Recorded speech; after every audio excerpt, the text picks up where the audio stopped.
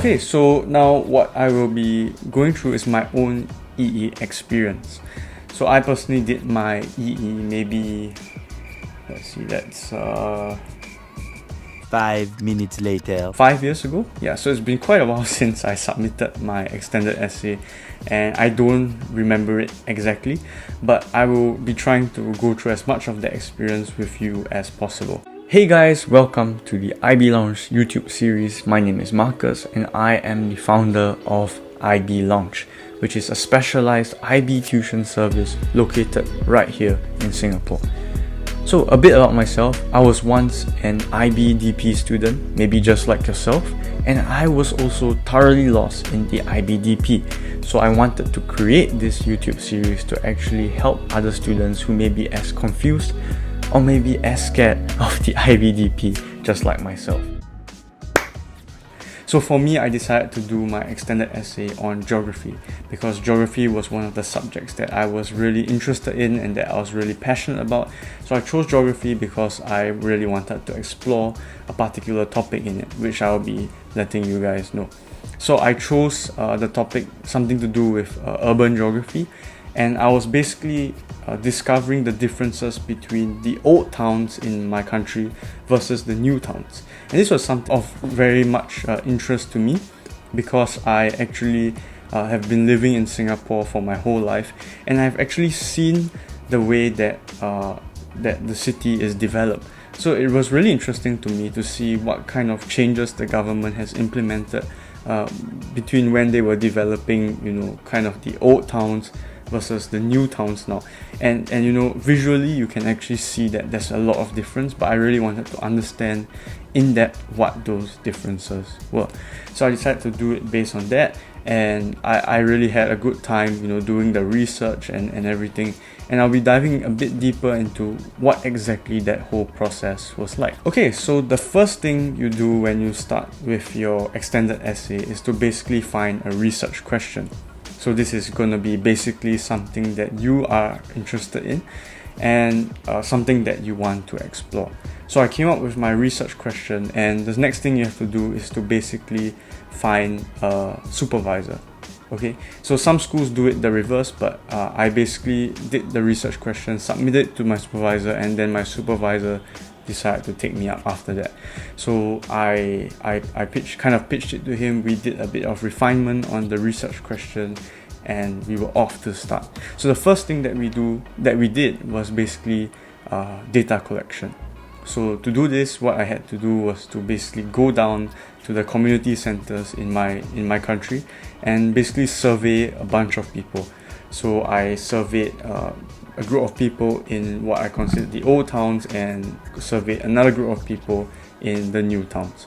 So that was my primary research. So for those of you who don't know, primary research is basically research that you conduct and kind of data that you conduct and collect by yourself. Now, the next part of my EE process was getting secondary data. So what I did for this was basically I went to read books on the subject, especially those relating to Singapore. And the next thing I did was basically to go down to the Housing Development Board hub and kind of like look at how the new developments are actually structured. So that was my second step. After which I got all the data together, I collected it, and basically the next part was to analyze the data. So this is the part where all the bar graphs or the charts come in, and after doing that, after kind of analyzing the data, providing some hypotheses and investigating what actually went through, the next thing that I did was actually to have to communicate this data. So I used the data, and basically using that, I had to basically use it to show whether my hypothesis was accepted or rejected. And that's basically the main part of the extended essay. Now the last part of the extended essay is basically the reflection part. So after going through all the processes of gathering data, kind of thinking about the data, kind of coming to conclusions with the data, the last part of most extended essays, if I'm not wrong, is to basically reflect upon it. So this is not really reflecting upon your data per se, but as to how you got this data and any potential errors or any potential missteps you could have made, and how you can improve the research if you were to do it again. So eventually my extended essay got a B. I was actually expecting an A, but it's too bad. And that's just how life works, right? You expect something, but then you get something else. They ask you how you are, you just have to say that you're fine when you're not really fine, But anyway, it was a really good experience. I wouldn't have said that I regretted it, even though I got a B. They ask you how you are, you just have to say that you're... But still, the benefits of doing an extended essay really outweigh challenges that you see. And I'll be going through some of these. Okay, so one of the main learning points that I got from doing my extended essay was that balance is everything. Now, it's not like when you're doing your extended essay, everything pauses. You still have to submit assignments, you still have to prepare for other reports and other presentations, you still have examinations while you're doing your extended essay. And what this means is that you have to really adapt, and you really have to have that time management skill that all IB students are always complaining about. So you need to have the time management skill, and you really need to be able to balance completing your extended essay together with all the other schoolwork that you have to do. So that's the first learning experience. The second learning experience is that tough things don't last. Okay, I know this is a bit cliche, and it's a bit cliche talking about this, especially in relation to the extended essay, but I truly do believe that, because at that stage in my life, I repeat again, at that stage in my life, this was probably one of the toughest things, or toughest academic works that I had to do. So going through it, it was a real struggle because of your supervisor telling you it's not good enough, maybe being rejected while conducting your primary data, that kind of thing. And when you're doing that, you really feel like, this is really tough. And I wouldn't say that you'll go to the extent of wanting to give up, but you would really feel the struggle.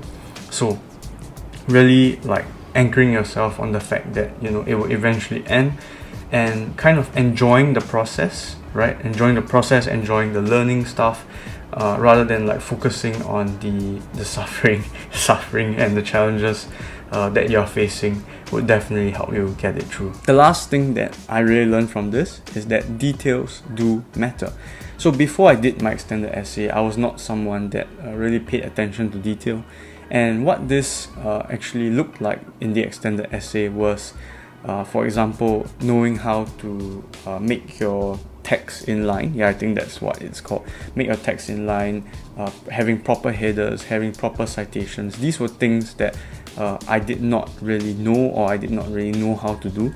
And it was because of the extended essay that really helped me to develop that mindset to be more detailed. And lastly, the biggest takeaway I feel, besides those that I've mentioned, is actually that it helps you to actually write better research papers, which you would actually need, I think, in most courses. So actually writing professional papers in your next stage of life is actually a really good skill to have. And the extended essay actually helps you to develop that skill, because it teaches you things like proper citations, how to properly kind of structure your research paper. And having all these skills in the future would actually be super beneficial for you. So think of it as kind of a learning process.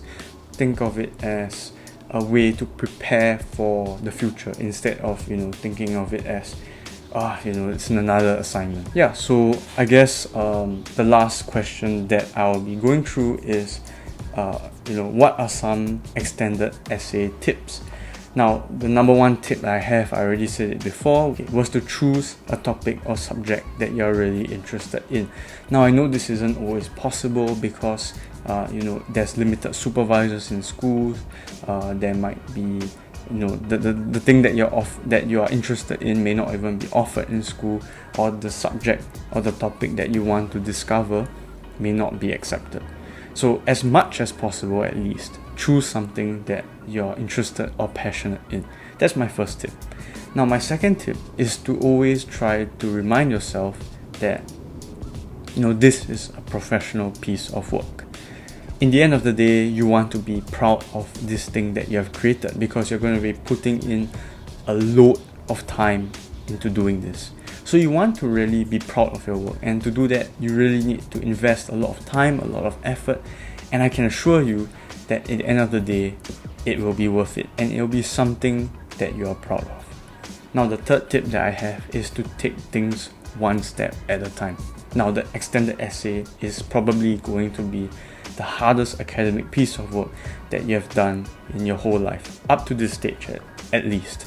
So it may seem like a super daunting task.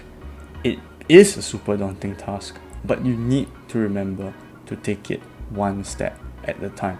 And if you slowly craft out your extended essay, soon you're going to realize that, hey, I'm almost done and I've come so far. Just do it! So that's just 3 tips for me to you when you're doing your extended essay.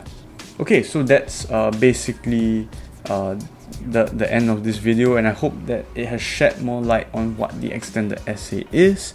And yeah, I hope you enjoyed it, and remember to like and subscribe if you enjoyed this video, if it was helpful, and to comment in the comment section below any other questions you have about the extended essay.